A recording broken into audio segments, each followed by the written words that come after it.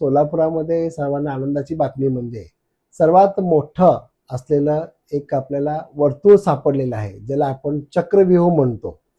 तर अनेक दिवसापूर्वी नेचर कॉन्झर्वेशन सर्कलला हा प्राण्यांचा जेव्हा अभ्यास करायला ते माळरानावर जात होते, तेव्हा त्यांना सापडला आणि आदरणीय भरत छेडा सरांनी ही माहिती मला दिली आणि म्हणले की आणवेकर तुम्ही या आणि याच्यावर जरा प्रकाश टाका की याच्याबद्दल, जेणेकरून हे लोकांना कळलं पाहिजे.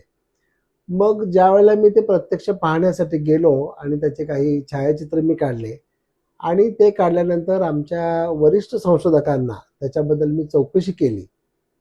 तर अनेक लोकांनी सांगितलं की हे कातळ शिल्पाच्या प्रकारामध्ये मोडणारं शिल्प जरी असलं तरी याच्यावर अभ्यास करणारे हे महाराष्ट्रामध्ये फार कमी व्यक्ती आहेत. आणि मग नंतर अनेक लोकांनी मला आदरणीय सचिन पाटील सरांचा मला संपर्क दिला आणि मी त्यांना संपर्क केला आणि त्यांना काही फोटो पाठवले आणि त्यांना विनंती केली की तुम्ही सोलापूरला यावं आणि आमच्या इथं जे सापडलेला हा आमचे स्थानिक भाषेमध्ये ह्याला कलावंतिनीचा कोड म्हणून ते लोक ओळखतात. परंतु हे जे वर्तुळ दिसतात ही अत्यंत महत्वाची आहेत, हे पाहिल्यावर नक्कीच कळतं.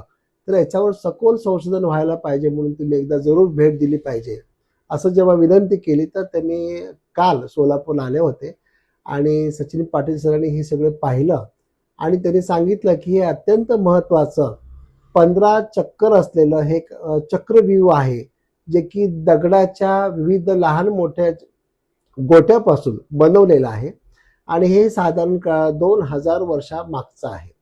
हे निर्मितीचं कारण त्यांनी असं सांगितलेलं आहे की हे रोम काळातलं आहे. रोमन व्यापारी जेव्हा भारतामध्ये आले होते, जे ज्या ज्या मार्गाने प्रवास करत होते त्यांच्या प्रवासामधला महत्वाच्या पाऊल खुणा म्हणून याची नोंद त्यांनी केलेली आहे.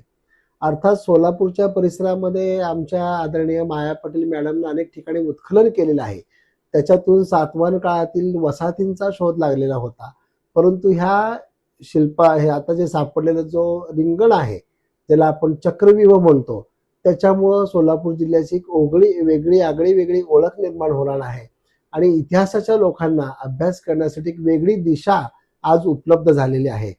सर, हे नेमकं कोणत्या परिसरात हे जे आहे ते हे चक्रव्यूह सापडलेलं आहे? चक्रव्यूहचा परिसर आता आपण गवताळ अभयारण्य जे बनवलेलं आहे बोरामुळीमध्ये, तर त्यांची जी सीमा संपते तर त्याच्या पुढच्या बाजूला हे आता आम्हाला आढळून आलेलं आहे.